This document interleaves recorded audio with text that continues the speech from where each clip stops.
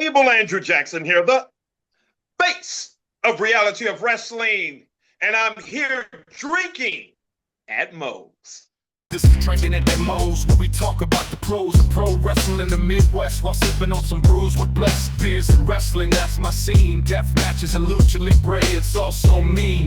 I'm a straight up smart goofball, not no kiss ass. I stand tall when it comes to wrestling. I'm the king. I know every move, every fling. Get ready for a wild time with Drinkin at Moe's, where we don't quit. Drinkin at Moe's, that's where it's at, like a power bomb. We hit hard, never flat. Fucking right, we're living the dream. Talking about wrestling, always a scream.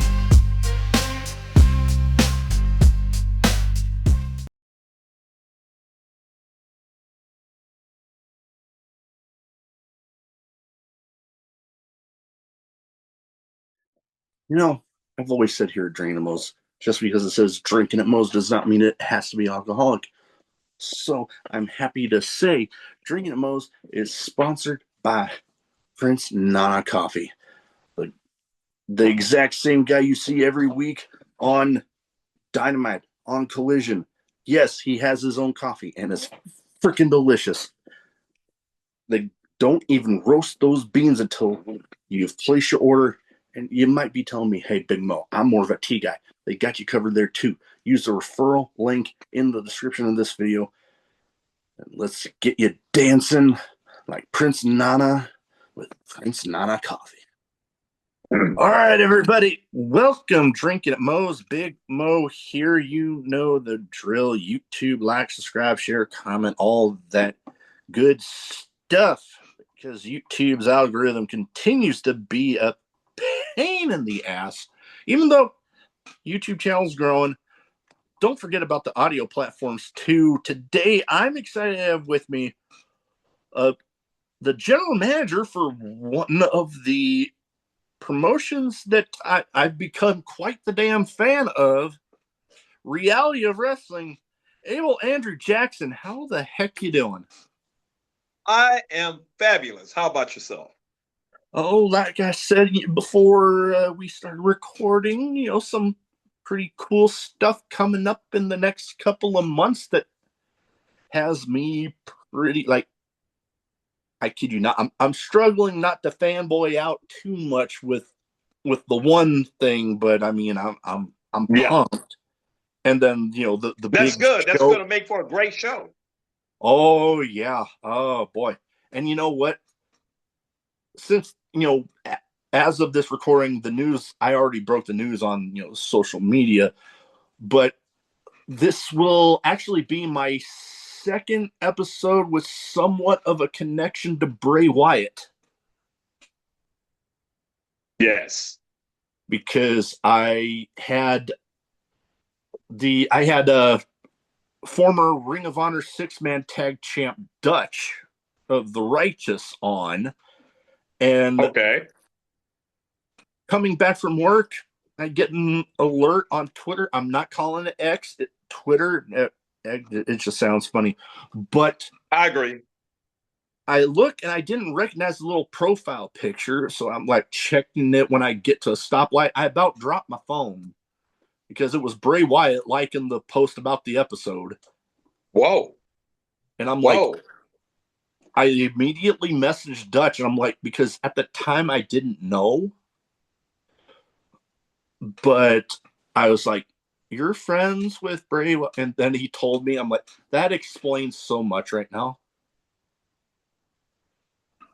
And funny enough, I actually have a Wyatt 6 hoodie somewhere around that when my son was born, I was actually wearing that hoodie in the hospital.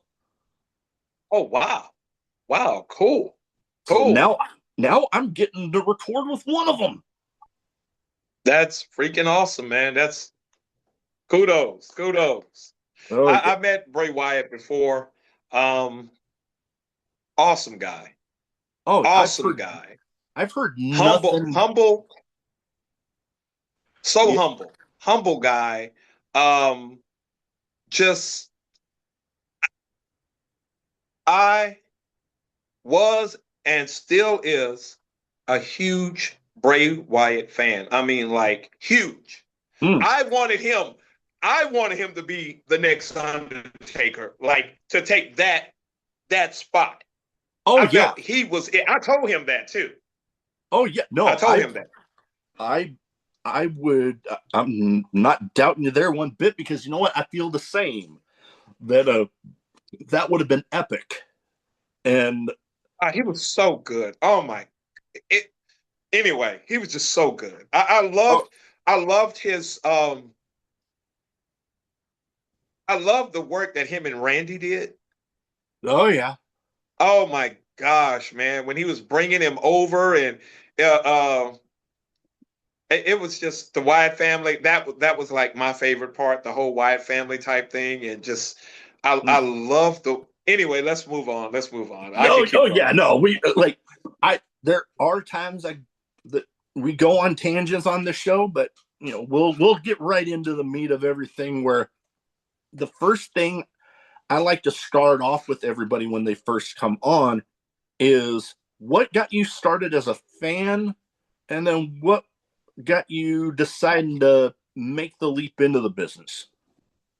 Okay, so my dad wrestled years before I was ever born. I'm the baby boy of five boys. My dad was old enough to be my grandfather, maybe even great grandfather. So he got him a young one. I think he traded like a chicken and a couple pigs and a cow for my mom. I don't know. You know how they did that way back then. Um, Let me stop. She gets mad every time I say that, but I was like, it wasn't a couple pigs. I think it was a couple cows and like one pig. It was a show pig though, and some fighting roosters. But Mm. anyway, my dad was like 6'4", 300 pounds. I don't know what happened to me. I'm six. I'm 6 foot. I'm what, barely 210, 215. I don't know what happened to me. Anyway, um, but we grew up watching wrestling. Like he loved wrestling, even though, he had stopped wrestling years before we were born. But he loved wrestling, huge wrestling fan.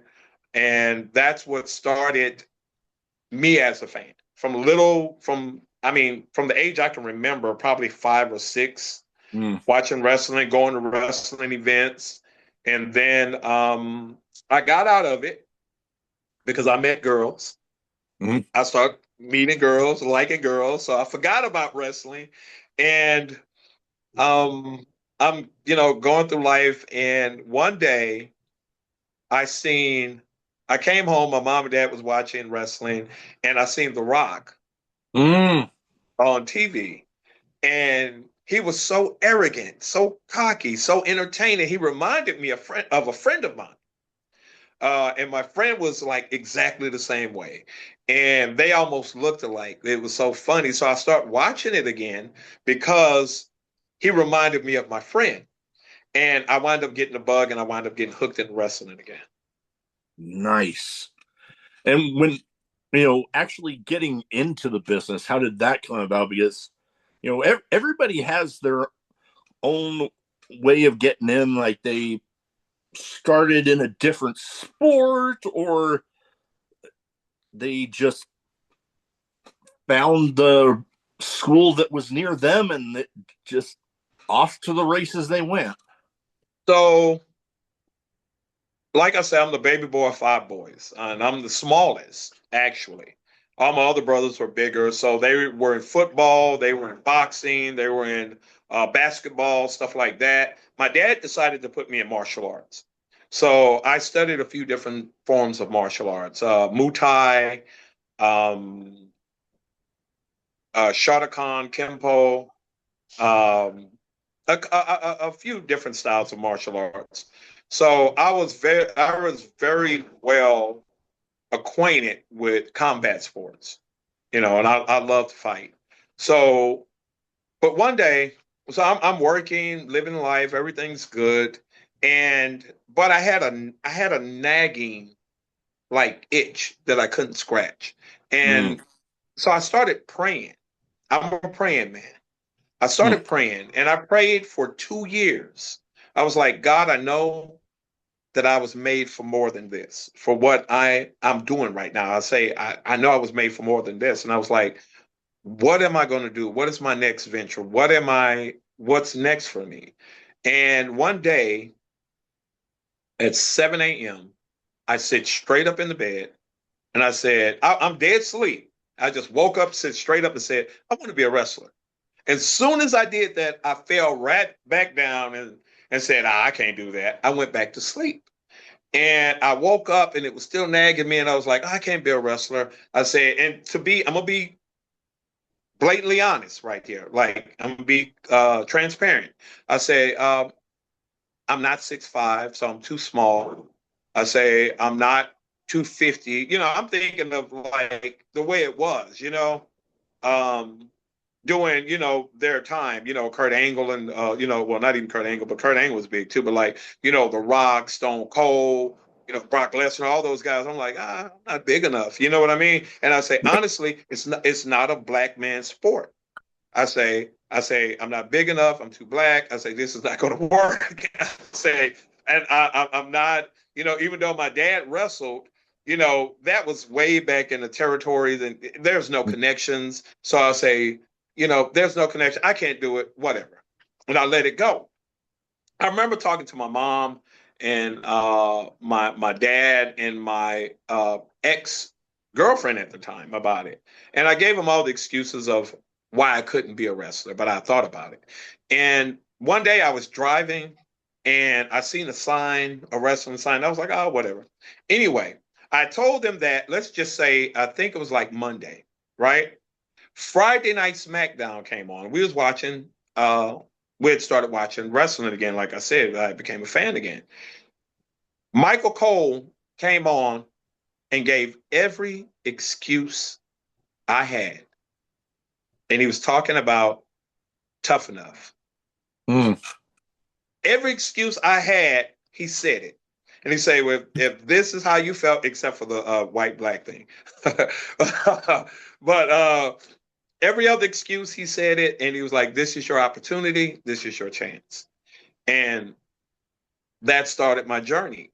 So because we looked at each other and we were like, okay, this got to be something from God. Okay, there's too much of a coincidence. Yeah. So I took and I wound up getting my film done, but it was way too late. I tried to send in, but it was past the deadline. I never did anything like that before, so I was like, whatever. I left it alone, and then I started driving. And I seen the sign again. Professional wrestling. You want to be a wrestler, and I just started seeing them everywhere. So I wind up going to the school one day. I prayed about it and wind up eventually going to the school and I checked it out and that's how it started. All right. Yeah, no. And when thinking about like schools, like the reputable, yeah, wow. I am stumbling over my words and I haven't even drank today. But the thing about wrestling schools now, like the reputable ones, like I remember growing up and like I've heard about a few, but they were like probably close to halfway across the country from me. So I'm like, probably not going to be able to do that right now. And then I agree. Now it's like no matter what part of the country you were in, there's a reputable school within a couple hours, it seems like. We had two schools back then when I started. Two. And the funny thing about it is I had never heard of a wrestling school until I was driving and I saw the sign on the side of the street. I was like, I didn't know how I was going to get into it. So that's the reason why I gave up. I was like, oh, whatever, it was pipe dream, just something I thought of. But yeah, we had two schools at that point in time. And I started at Texas All-Star Wrestling. It's TSW, ran by a guy named Big Bob Murphy. He used to be a photographer. He did some photography for WWE and all that back in the days. He wound up starting a wrestling school. Hey. That's why I started. But that's why I started school, but I ended up at the Harvard of all wrestling schools over here at Booker T's Reality of Wrestling. Hey, now that is a good way to describe that place because, I mean, the sheer amount of talent that is just all over this pro wrestling business that have come out of there is mind boggling. Like, and the fact of, we'll start off with reality of wrestling. There's, I'd say, a really good thing that they got going there, because like I'm seeing stuff for uh local CW network TV shows for reality of Yes. wrestling, and I'm like, man, when you talk about wanting to get on those big national TV stages, one of the things they always talk about is, are you TV ready? And what better way, Yes. especially on the independent level, to get TV ready than for a promotion in a school that has a TV program? Yeah. Yeah. And is ran by a two-time Hall of Famer and his wife, Queen Charmel, a one-time Hall of Famer. Definitely. And you know, I feel funny with the way Chris Jericho used to call himself, the learning tree. So whenever I say learning tree, it gets me kind of chuckling a little bit. But Yeah. to be able to sit under the learning tree of people like Booker T, like Charmel, that have been there, done that, have been on the WrestleMania stages. Heck, there's a reason they're both Hall of Famers. Like, Yes. that's just invaluable experience before you even get to the TV product. And we have guest trainers that come a lot. Shelton Benjamin, MVP, Undertaker, Rey Mysterio. The list goes on and on of how many different people that come in and just get in. Like right now, AJ Francis is training right now. I So it's amazing of how many different people that we have that come through and will show us stuff. And we learn stuff. We learn not just the in-ring stuff, but we learn the out of the ring stuff, like backstage stuff, and mhm. just qualities of being a good human being and the way we're supposed to be. Oh yeah, and that's also great things to be learning in the process of everything, because there's bad apples out everywhere that kind of just, I speaking from a fan perspective that has ran into a few of these people that just kind of give you a little bit of a bad taste in your mouth. So Yeah. when you're getting the training like that, and you're getting told how to do it right, it's Yes. it's invaluable. And I, like, heck, Booker T, one, still out there doing his thing. I know that as of this recording this last week with NXT, he, they had Corey Graves subbing in for him out there, but he's still out there doing the commentary thing, which I've joked that, it sounds like he's about to have a medical emergency when he's starting to get, really going and excited. But, I had somebody pointed out that it's like, that energy and that enthusiasm just gets infectious. And I'm like, you know what? That is right. I like the way that came about, because you know what? It is true. When you have somebody out there that, you can just sense it from their voice that they are just excited about the product. It's infectious. And he's truly a fan of the product. So what you see on TV is real. It's real because like when he come here back to the school, we talk about it. And he's still like a fan of the product. All of his reactions are all real. That's all natural. And I love it. I love it. I remember watching, he's so animated. Yeah, And that is. his animation reminds me of JR. I Mm. loved JR. I've heard so many horrible things about JR, but I loved him as a commentator. Whether it's true or not, I don't care. I loved him as a commentator. Freaking amazing. Oh Awesome. yeah. He made you feel it. You know what I mean? Hmm. When he was stone cold, stone cold, oh, that son of a bitch. You know, it was Oh it man, yeah. you were in there. Hmm. Another commentator I loved was JBL. Oh JBL, yeah. one of my favorite commentators. You know, and of course the King. You can't go without the King. Oh Those yeah. three, those three were my favorite commentators. And now Michael Cole, Booker T. I mean, it's they're just so good. Oh yeah. No, most definitely. And I love that you know, when you see Booker T out there and he like, oh god, when with Roxanne Perez in Yes. NXT, when you saw just the enthusiasm he had when she was out there and the pride in his eyes when you it was awesome watching.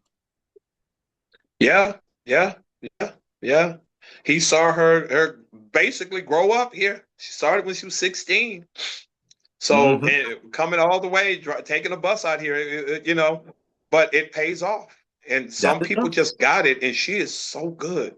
Oh yeah. Oh yeah. She is so good. And the funny thing about it is she's just beginning. Oh Just yeah. beginning. So young and just to think I there's a few people out there that are that young that like I made the comment they're already so good that man just think about where they'll be when they start thinking about retirement. Oh my gosh, yes. Now Yes. now with Yes.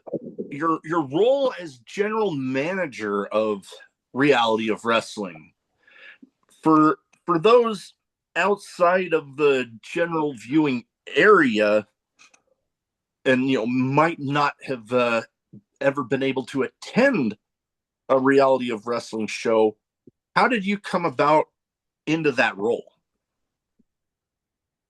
Well, uh, it came a few different ways, hook or crook. Um, I've my when I was wrestling, I was more of a politician. Mm, You know, vote early, vote often, vote able. You know, and I was seeing how things were going actually at Reality of Wrestling, and I was wrestling, I was doing good, and I was like, everybody wants the championship. I've had the championship numerous times, and I was like, but what's next? What's next? What is the mm. next level? And I said, true power is behind the camera. True That is. power is when you're able to move the pieces. Mm-hmm. So I had to get behind the camera. I had to get to a position of power. And that's where I could get longevity in my career. As Mm. versus still being in the ring. I mean, can I still go in the ring? Yes. Am I still taking matches? Yes. But sitting behind the ring, I mean, sitting behind the camera, uh, yeah, I love it. I love being a general manager. I love doing the work that I do, helping a lot of the new talent and just the existing talent and our veteran talent. I love it. I love it. Oh yeah, no, and Uh, you Booker, brought. and to answer your question, I'm sorry, Booker and Charmel saw the worth in me, and I kept campaigning for it, and eventually it wound up working out. Hey, no, that is awesome, and it does seem to be working out great. And we talked to we mentioned this guy a little bit about he is actually there training right now, and you know something that you were recording with him, was something that we understandably pushed back the start of recording because I mean, heck, you get a guy like AJ Francis. Why I'm that's something. Money, money, money. Most definitely. Now, getting to work, talked about veteran talent. He's been on some of the big stages. He's been, he's out there doing his thing with TNA right now. They got that big deal going on with AMC. I watch most weeks. I know as of recording, there's some shakeups going on there right now, but they still got a lot of great talent out there Oh in yeah. TNA. He's there, reality of wrestling. How's I gotta ask, how was it, doing that thing with him, just tonight? That you can tell me. It was very easy. Working with AJ is very easy. He's a little.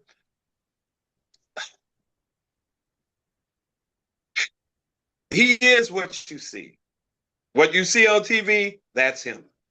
So taking that into account, um, he's it's always fun to work with AJ. You know, uh, he may not remember who you are because he's in his own world, and the world is his according to his mind. Uh, Yeah. but it's always fun. It's always educational. I learn every time. I'm still learning every time I work with somebody like AJ. Uh, he's a very uh, exceptional talent, and he has he has made it a point to prove people wrong of the perception that they had about him. Yeah, and you know what? I can respect that because Lord knows, getting started with the podcast, there was, there was some hesitation at first, having, oh, just starting out, like, oh, what's this guy doing? And then thinking now to where, when I started off and I had maybe a couple goofy videos that I had posted, and there was maybe less than 20 subscribers. And now, since I flipped it over to the podcast, and I think at last I remember looking, I was up to 531. So, I mean, not a, and I'm not knocking either of these two. I'm not like a Chris Van Vliet or Denise Salcedo level. They got them play Yeah, buttons behind them. But I mean, coming from where I was when I started, we I'm all pretty start somewhere. Yeah, most we definitely. start somewhere, and And we there, we continue to grow. That's the thing, to continue to grow. oh yeah, and a lot of that wanting to prove people wrong, and in a lot of instances, I've been told that I have. I'm like, hey, sweet, love that. Now, one thing I was noticing on social media that it got me thinking, being a little bit of everywhere because I saw a post about, not only reality of wrestling but also Evolve and NXT, both under the WWE umbrellas. And I mean, I remember Evolve back, good lord, I want to say Drew McIntyre was actually the Evolve champion, and Yes. he came into Omaha for a show. I actually got my picture with him around somewhere. Yeah. That was something, and seeing now them being under the WWE umbrella, and I wanted to say that going into the NXT side of stuff, that seeing a screenshot of you with Booker. Oh yeah. Yeah. How was that? Because I mean, NXT, they're well-oiled machine there. They got a good thing going. Expect, we talked about, TV ready, reality of wrestling, they moving right into, Evolve and, NXT. That's gotta be something, knowing that, you were even in there for any little bit. Oh, it's yeah, it's fun, exciting, and I'm used to it. So that's the thing. I've done TV for so long, and WWE, like you say, NXT, Evolve, and stuff like that. I've been around it so long to where I I love it. It's work. It's it. I'm that guy that's excited to go to work Oh yeah. because every day is a new adventure. You know, even even the bad days, even the days that are frustrating, it's an adventure when you're in this business. That, You know, and you have to know how to take the punches and keep rolling. You have to know, like, I'm still at this point wanting to get on at NXT or WWE in some kind of capacity. So I'm still trying to work and fight my way in, to a full-time position. Doing stuff here and there is fine, but to a full-time position. And it's still exciting. It's oh still yeah. the hunt. It's that Oh yeah. chase. Oh, most definitely. I can somewhat relate. I know I haven't had near the chances, especially on the levels that you have, but I've always, especially since starting the podcast, had a bit of a bug for commentary and getting to do it. The little bit that I have, oh man, it was like they talked about more so in the ring with getting bitten by that bug. But once you do, it's like, oh man, you gotta get that itch You got to going. get that itch. You got to scratch it. You gotta You scratch have that itch. to. Yep, and looking into how to make it happen more often. But man, that one time I got it, that first time that I got to do it, oh man, I had way too much fun because like the way I described myself commentary wise was like the same energy that I would bring just sitting in the crowd. That's what I'm. That's the same me on commentary. Trying to get somebody to Yes. crack. Like like Yes. like Pat McAfee on commentary. Like I'm trying to get somebody to crack, and Yes. more often than not, I've made it happen. Getting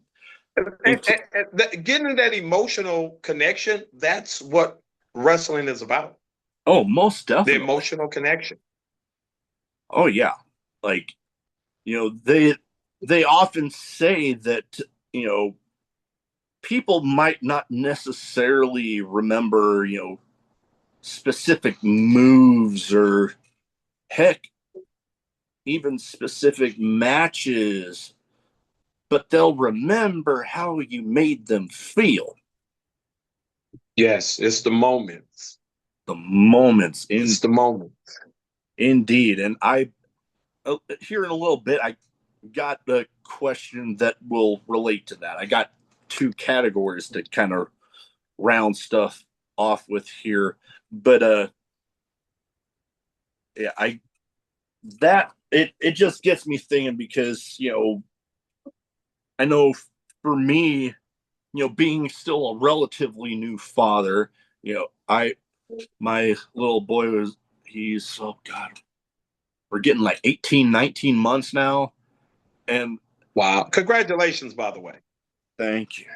And it's just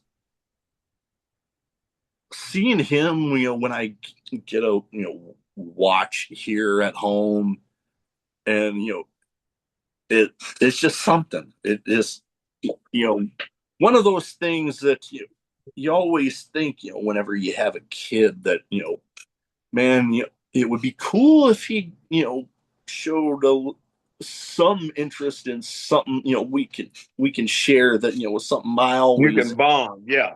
that bond, yeah. And then, you know, I I often joke that, the first wrestling show that I ever got to watch with him, I think we were still in the hospital and holding him, and I felt the little warm spot on me, and I'm like, oh God. I I lift. I'm like, oh geez.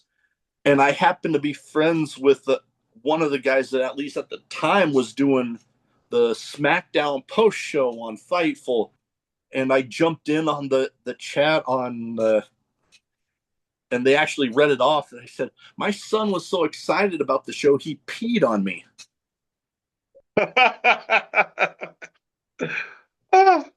And they were all laughing, and I'm like, geez, I don't even have to be in the crowd to get somebody to crack. That's good. It's true. It's true. But you see, that's the thing about it too. It's the real life moments that people can relate to that actually bring those moments together for people to make them crack, to make them break, to make them feel something. Oh yeah. I love it. I love it. Oh yeah. And I've had the one guy on the podcast before, and we we chatted about some of the. It wasn't an easy road leading up to having my son. I know Bronson Reed has had. He's talked about him and his wife going through IVF. I know Mike Bennett and Maria have mentioned about that, and that's actually what my wife and I had to go through, and miscarriages, and we back in 22 were pregnant with twin girls that were born premature and didn't make it. So it's like even his co-host that night, it was like, I don't think that she knew that we had my wife and I had our son yet. So it was like they knew that road. So that made the that uh personal moment even more for them, I'd like to think, because Yes. knowing that road's leading Yes. down all that, and something that I look back on fondly, That's that good. That's really good. getting them laughing. Now, like I said, I got two categories here. One's a bit of a name game where I name off some people. You give me some quick thoughts on each of them, Okay. and I try to theme it towards the guests as much as possible. And with you know Texas, reality of wrestling, each of these people, big names that have at least been that one time or another billed from the state of Texas. Yes. First one, I think if I didn't have this guy in here with everybody knowing how big of a fan of the guy that I am, that people would think something's wrong with me. Stone Cold Steve Austin. The rattlesnake. I mean, what can I say about him except awesome? Uh, Quick story, Stone Cold. So my mom and my aunt, they, about WWE Treasures. Mm-hmm. You're familiar with that? Yeah. All right. Are you familiar with they took a robe from Booker T and they placed it in the WWE Treasures. They got it. It's a black robe with gray fur and gold lions on it. He wore it to a SummerSlam. Okay. So my mom and aunt made that. I designed it. Actually, I designed it. My mom and aunt made it, and they wound up putting it in the Hall of Fame in in treasures. So the guy who had it didn't want to let it go, right? So they had to, and it's funny because AJ Francis was part of the episode as well. Um, they had to pay him, give him a dress from Charmel that she wore. I forgot to which show. Give him the only pair of NWO trunks that Booker had, as well as call Stone Cold on video chat, and Stone Cold had to talk to the guy and give him an autograph hat or something as well to get him to give that over. So Stone Cold is always a treasure to me. Oh, most definitely. I know. I've often joked that I I've met a lot of my favorites, and I've never really gotten starstruck too easily. But like I said, I've joked that if I ever actually got to meet him, I don't know if I'd get a word out. Is the way I've had him built up in my head, and just all of a sudden he's right across the room from me. I'd be like, his jaw on the floor. Yeah. Now, Hell yeah. hell yeah. Now, although, damn, now that just made me think I sounded more like Ellie Knight there. But anyway, right. Now, next up, the world's strongest man, Mark Henry. Mark Henry. I've known Mark Henry for years. Worked with him. Uh, love Mark Henry. Mark Henry is an ace. I remember when I first went to WWE and I was getting a look at, I was getting a tryout. He pulled me to the side and he said, "I'm gonna tell you right now, you have a good news, bad news situation." I was like, okay. He said, "The way you look phenomenal." He said, "Your body is in immaculate shape. It's great shape." I'm paraphrasing. Yeah. He said, "And from what I've seen, you can wrestle and you can talk." He said, say, the good news is that if they hire you, they're going to do something really good with you and they're going to hire you out the gate. You're not going to have to go through a lot of the stuff because you have all the tools already.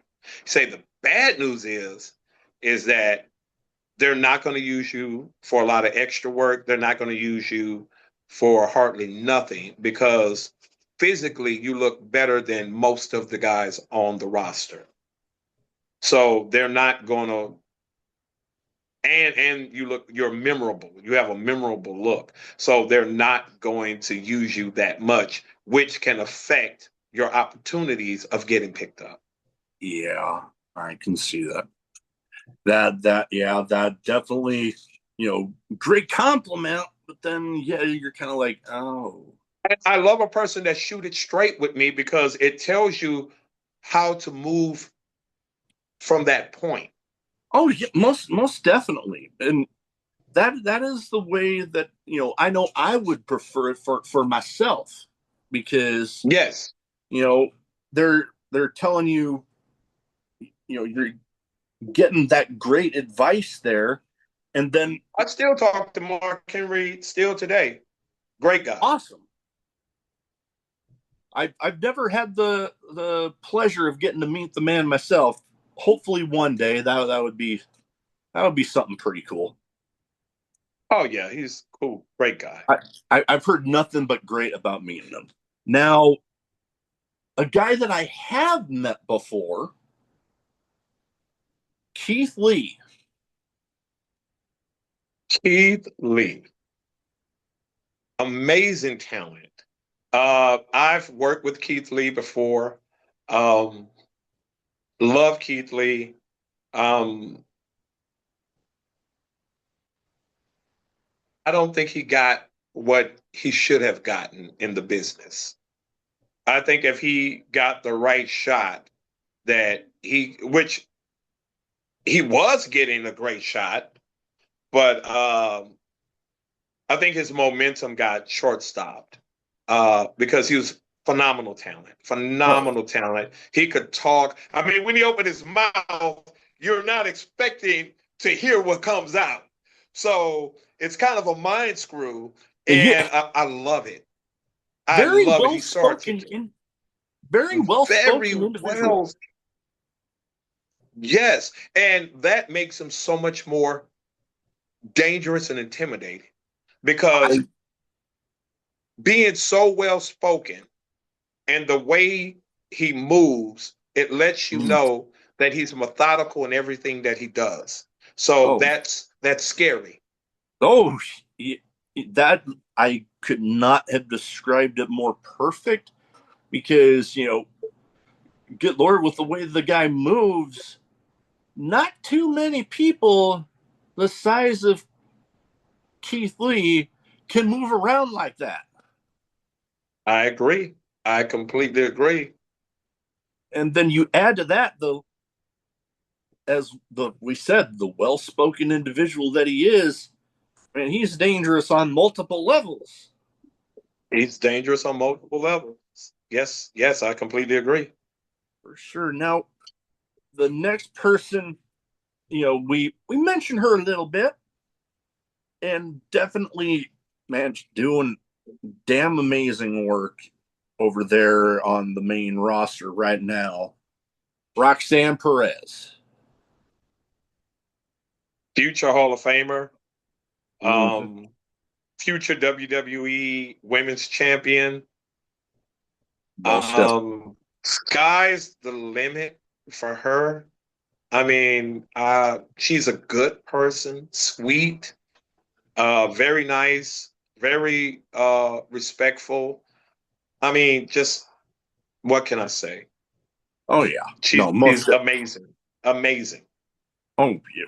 And for me, for somebody that's watched from like Ring of Honor on to now, and I know initially with her when I saw when they first in NXT switched her to being a heel. Initially, I was like, but she's such a nice person.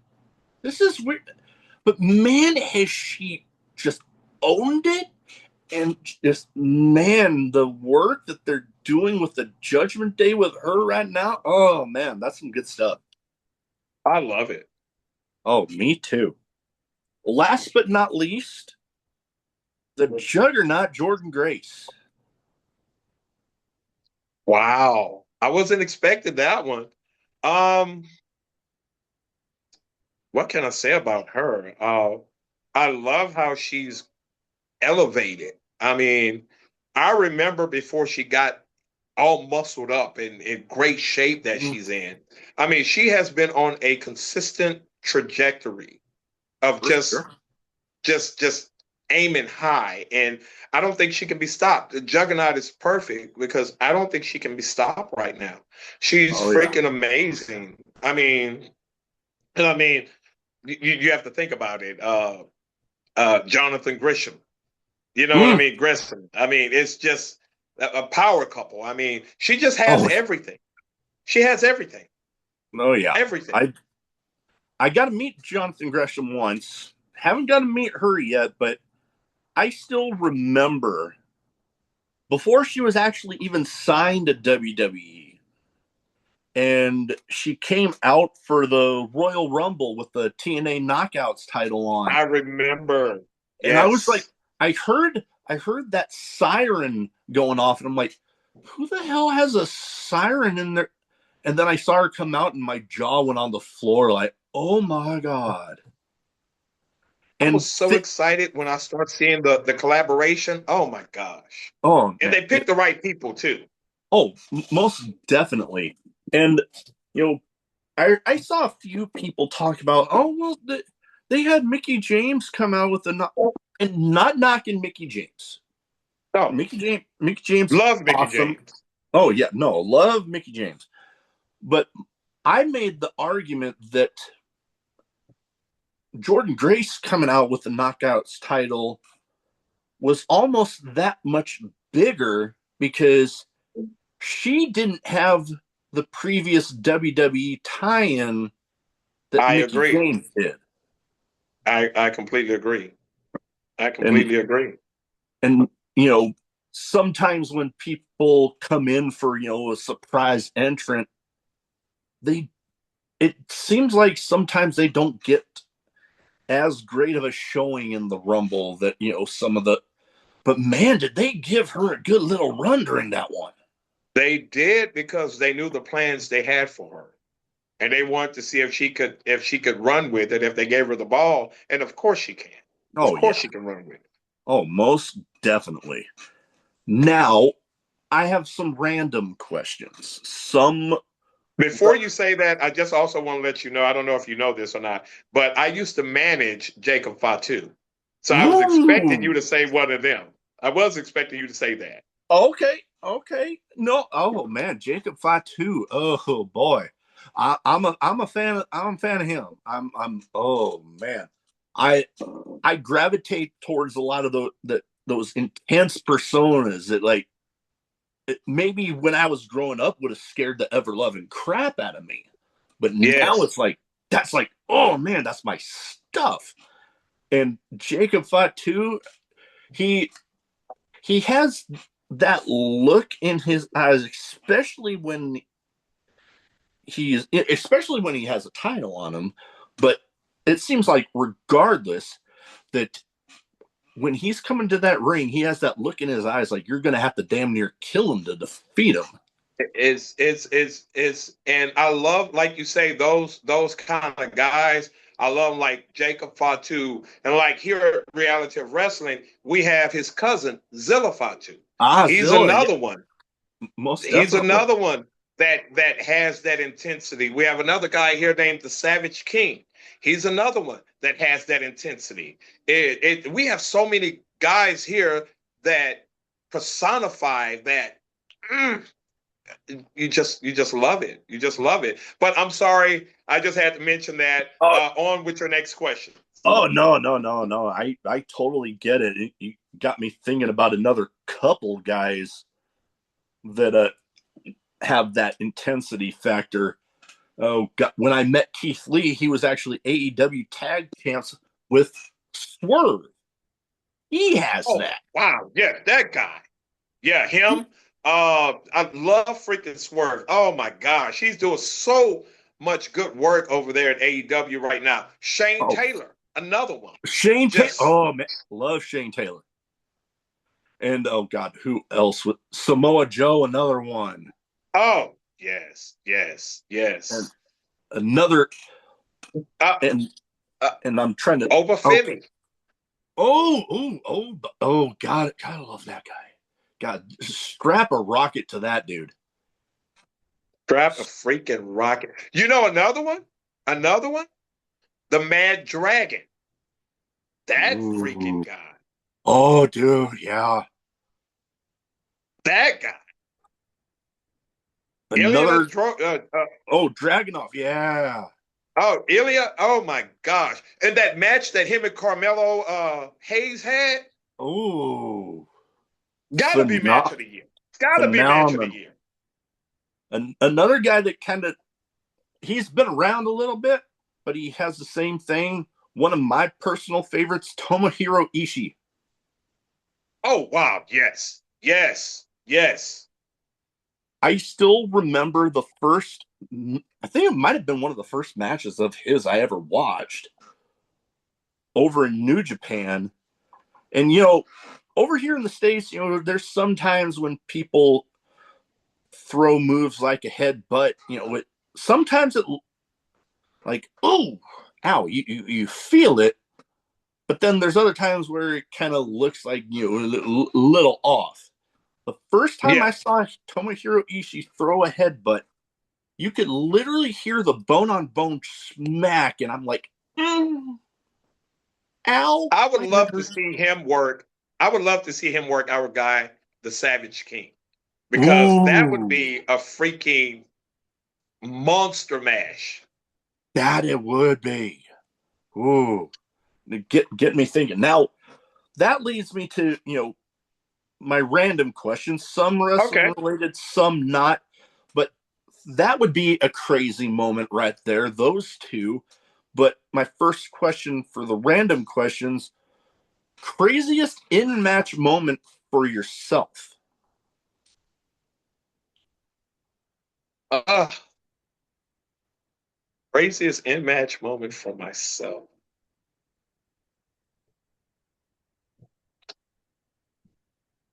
I would. I've had so many. Off the top of my head, I have to say, when I tagged with Stevie Ray against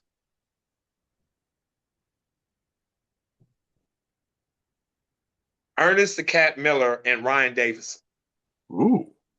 and we all turned on Ryan Davison because Ernest the Cat Miller turned on him in the middle of the match. Oh. So yeah, it was Stevie Ray Inc. and it was I funny thing about it is Stevie didn't tell me anything because I was working with Stevie a lot at that time, and Stevie didn't tell me anything. So in the middle of the match, we're just working, and then it comes time, they're working with we getting them, and Ryan gets that hot tag, and he comes in, and Ernest turns in, and he comes in. I'm like, oh my gosh, I got to work him now, and he's coming at me, and he just turns, bow, and I'm like, I can was imagine. that supposed to happen? I was like, what? So it was fun. It was so fun. It was fun. It was really Oh, fun. It was wild.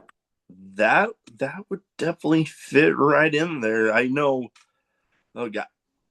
From a crowd perspective, I've definitely been in the crowd for a few crazy moments. Like, oh God, the whole thing where Dean Ambrose, or now known John Moxley, destroyed Chris Jericho's light up jacket.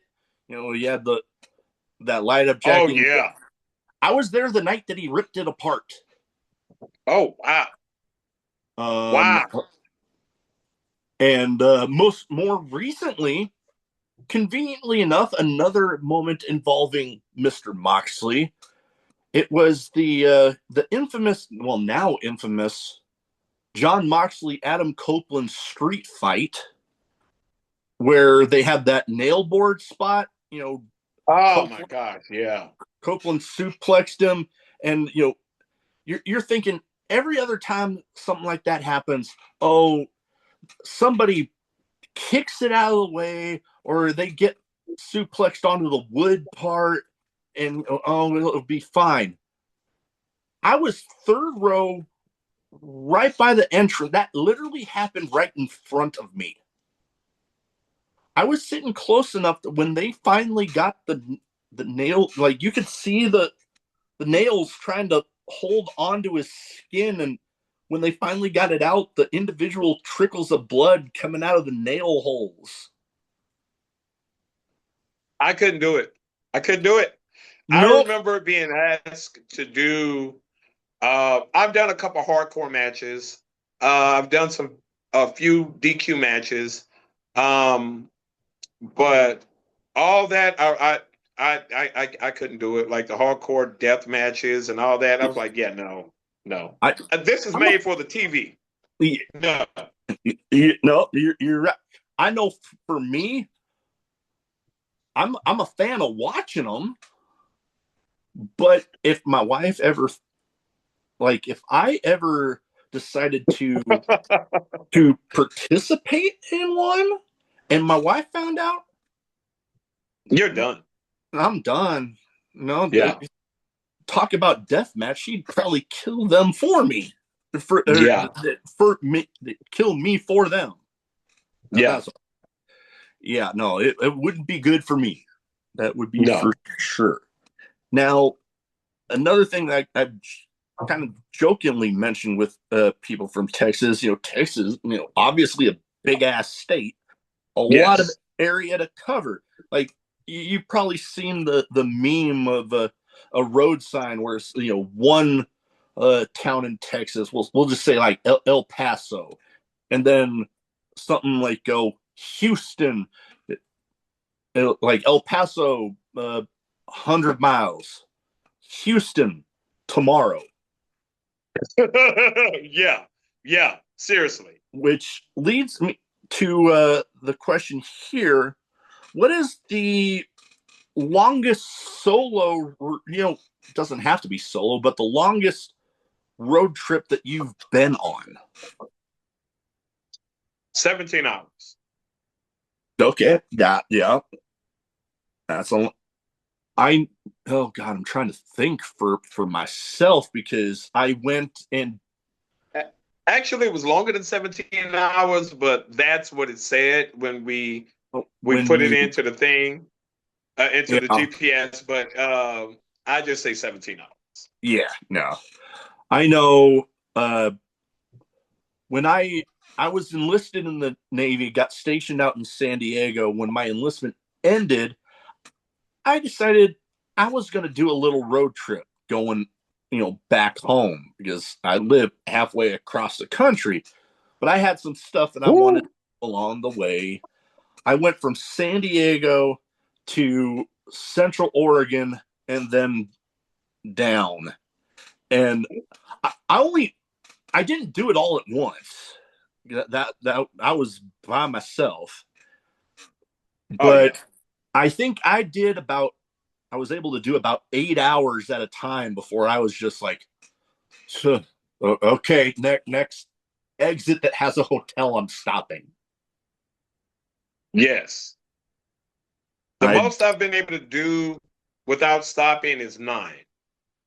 Yeah, that I did that 9 hours. It was from Oklahoma.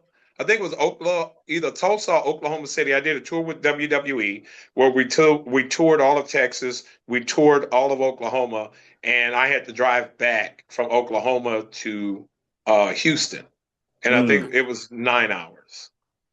yeah, that's a long one. Oh God. Okay. I mentioned, sometimes going on a tangent on here. When you mentioned Tulsa, it got me thinking of a little joke that I told my wife one time and she slapped me in the shoulder. But I got it off of a stand-up comedy show. And my wife and we live like an hour away from where the University of Nebraska plays all sports, over in Lincoln.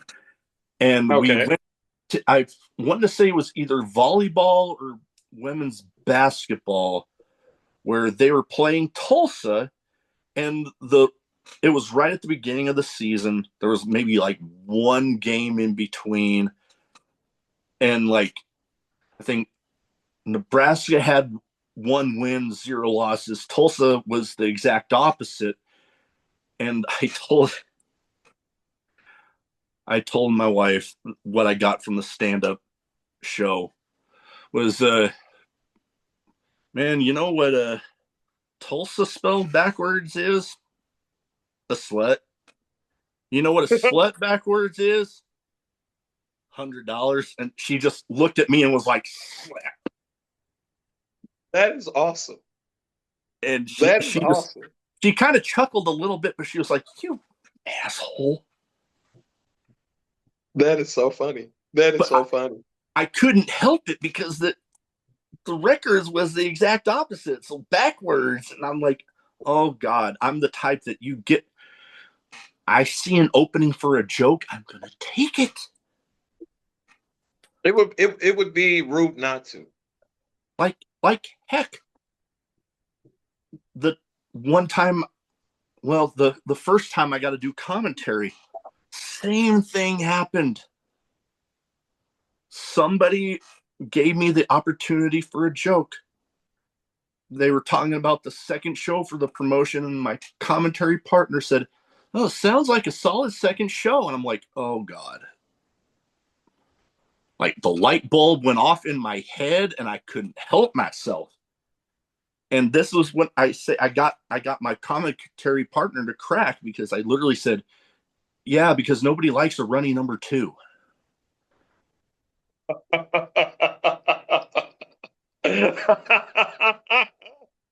That's good. That was good. He had to stop You had to talking for fire like, off.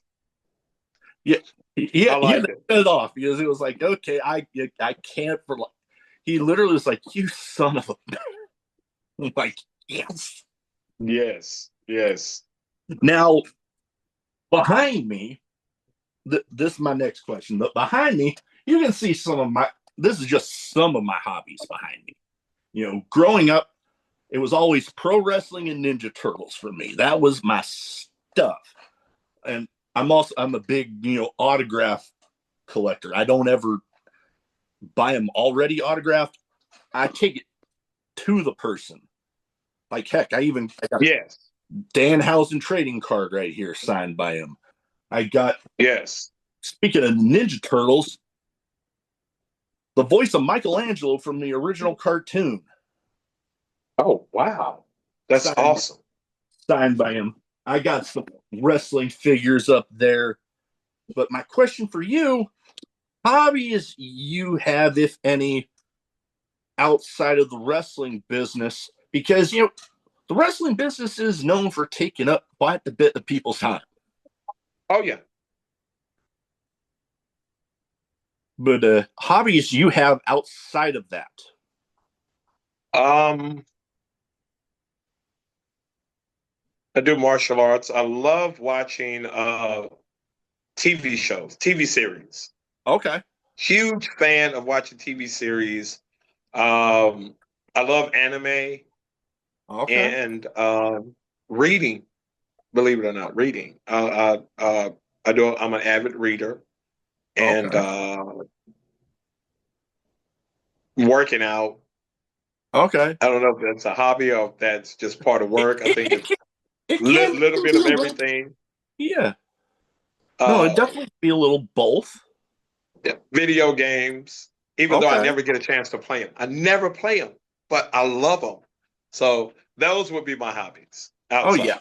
yeah. I never get the chance anymore myself because between obviously growing a little family, the podcast things growing, those both of those together take up enough of my time.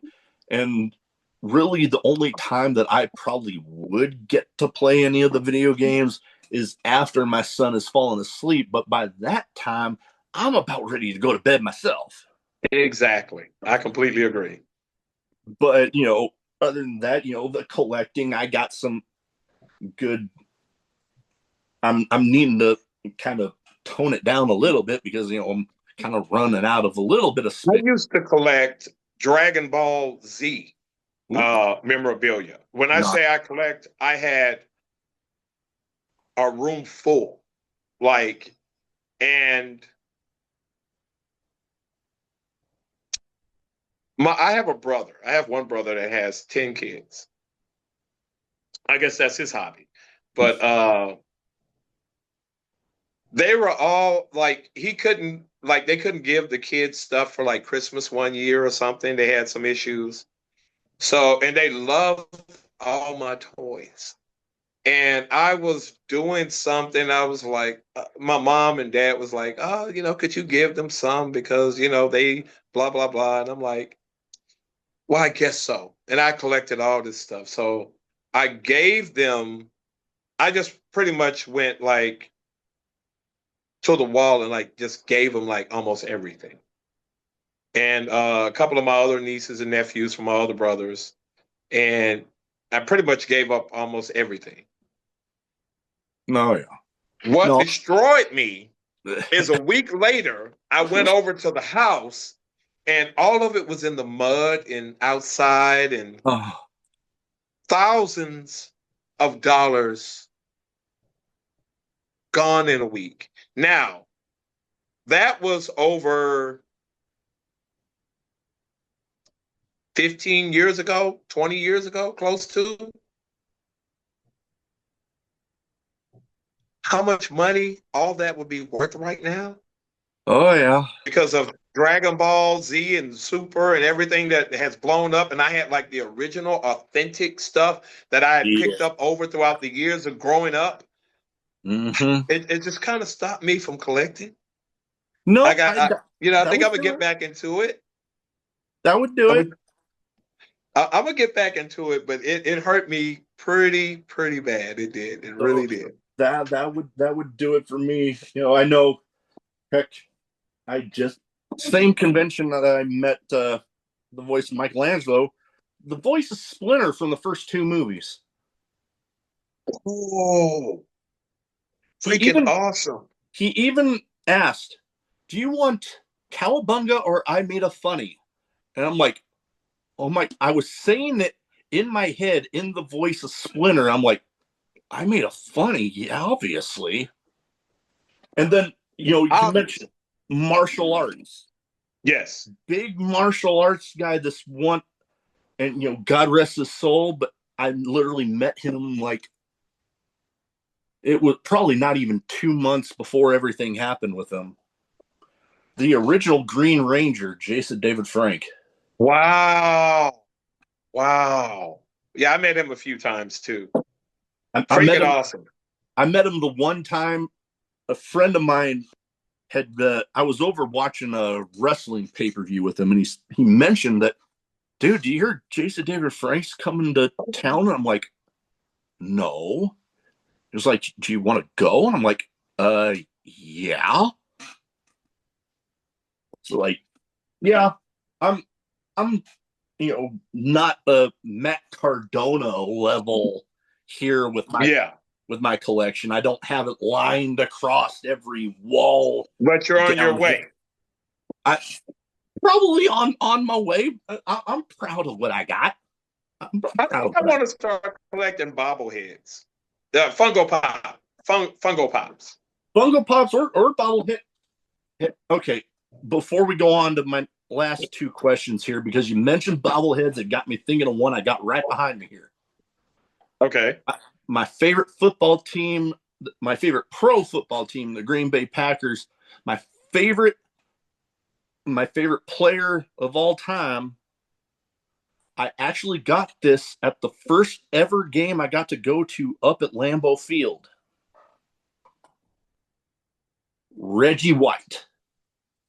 Oh, wow. Wow, that's freaking awesome. Literally authentic merchandise numbered from Lambeau Field. Wow, that is awesome. That definitely a prized possession for me. You're giving me the itch, man. Stop. Stop. You're Okay, giving me the itch. Stop. we'll move on. We'll move on to those last two questions. Yes, So yes. for the for a name of a show like I feel like I have to ask this one. Favorite drink, alcoholic or otherwise, or hell, both? Because I like to tell people just because it says drinking at most does not mean that it has to be alcoholic. Okay. Yeah, I don't drink, by the way. And that's Uh, perfectly fine. my favorite drink, besides that, would be this is going to sound horrible. Maybe it don't. I don't know. It's good. Strawberry banana protein smoothie with peanut butter. That doesn't sound like it'd be all that bad, actually. It's great. It's freaking great. Hey, It's freaking great. I want one right now.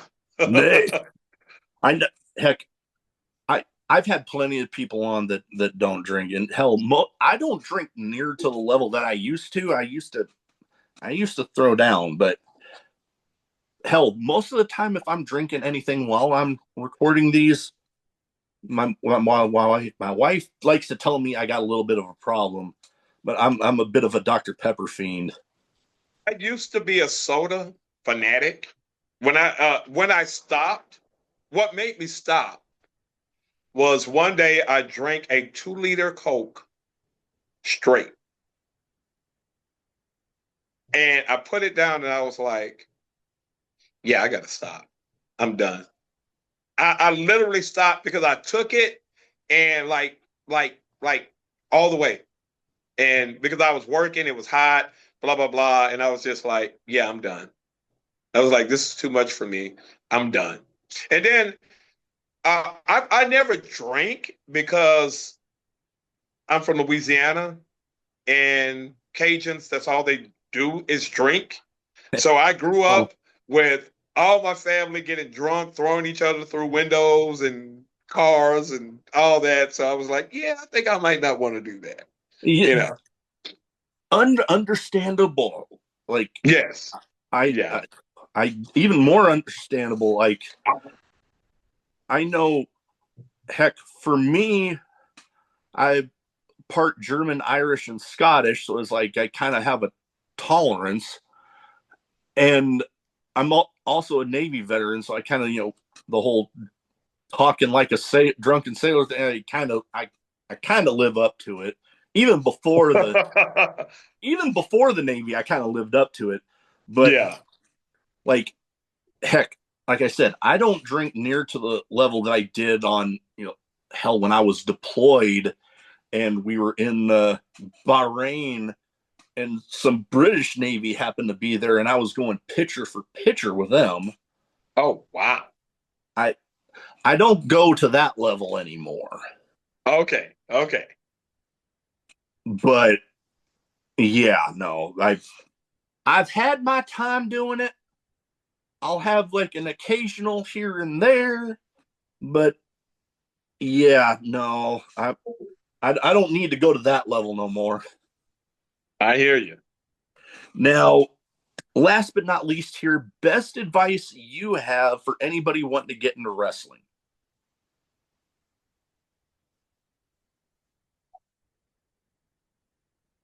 Okay. Best advice I would say is make sure that it's something that you want to do Mm-hmm. because this is a terrible privilege. It has its ups and its downs. It's beautifully ugly at times. Make sure you do your research. Get into a reputable school. A Mm-hmm. reputable school. Find it. Go to a school that somebody has been to the dance. Mm-hmm. They've been there. They know what it takes to get there and how to stay there. And they're able to show you because how can somebody show you how to go somewhere and they've never been there themselves? I'm not trying to knock anybody. I'm Oh not. yeah, no, You know what I mean? They probably got a lot of wrestlers that have never been to the big league that can train their butts off. yeah, You know what I mean? oh And yeah, I'm not trying to knock them. You know, if no, you yeah, find somebody like that, great. That's beautiful. oh yeah, My advice is just to try to find somebody who's already been there because that means you have somewhat of a door once you are ready to get introduced. oh You know yeah, what I mean? oh for So sure, that's and be prepared to work harder than you've ever worked before oh yeah, because no, it looks, it may look easy, but that's only because we make it look easy. that is, It's a hard business, oh but for it's sure, but it's a beautiful business. oh. It's a love-hate relationship. Oh, it definitely can be, can it? Yeah, I know. Like we kind of mentioned a little more towards the beginning, I believe, where like nowadays reputable schools are not that hard to find. They're like That's every true. Very true. region, every region seems to have theirs. Texas has a bunch Yes, where we I do. where I got started watching independent wrestling when I was stationed in California has a bunch. I Yes. I know here in the Midwest we got a bunch. Heck, Yes. I've literally had the Brave from Black and Brave Academy on. Oh, wow. Um, Chicago, the whole Chicago area has, you Florida, Northeast, like it doesn't matter. There's Yes. within just a It's few really hours kind of away. saturated. It there's yeah, but that's the thing when it comes to those reputable schools. You were mentioning, giving you that thing to where like when you graduate your training class, they definitely have that name. They're like, oh, you came from there? Oh, Yes. I got to keep Yes. an eye on you. Yes. Yeah. So And most they teach you what it takes to get signed. They teach you what it takes to get picked up. They teach you most, what it takes to keep your job once you do get signed. most definitely. And I liked what you said first about making sure it's what you want to do, because it was the same thing that I told people when, or hell, I still tell people when they ask me about enlisting, whether it's like, oh, what would your advice be? I'm like, make sure it's what you want to do, because I imagine Woo! much like the wrestling business, you're gonna have those moments where you're like, what the fuck am I doing? Yes. But then Yes. you remember that's what you really want to do, and that gives you that little extra push to get through those moments where you are wondering, what the fuck am I even doing? Yeah. Yeah. Most definitely. Most definitely. One of the Now, things that have oh, kept me going this long, and I'll make it short, no, is Stone Cold. Back to Stone Cold. Um, when Eric Bischoff and them told him like he can't make it in this business, he's not made for it, this is not for him, blah blah blah. It's your dream. It's your dream, not nobody else's. You want this. So it doesn't matter what anybody tell you. You have to fight for what you want and never give up. Never give up on because somebody else tell you this or somebody else say you're not good enough or this is not made for you. You are the only one that can stop your dream, your mm, victory, your success is you. So most, make sure that you're in it and that you push forward, because if Stone Cold would have listened to anybody else, we wouldn't be talking about him right now. we wouldn't be talking about no Austin 316. Exactly. Yeah, you know what? I use that same mentality, hell, through some of the early frustrations with the podcast. So I can totally relate. Now, before we go, where can people find you social media wise, so if they don't already have their eyes on you, they can go ahead and get them there? Awesome. You can find me on Instagram at Vote AAJ. That's short for, abbreviated for Abel Andrew Jackson. So it's Vote, VOTE, AAJ. Or you can find me on Facebook at Abel Andrew Jackson.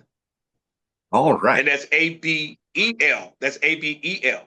And Mm, also on X, Twitter, whatever. I prefer Twitter. Uh, at Vote AAJ as well.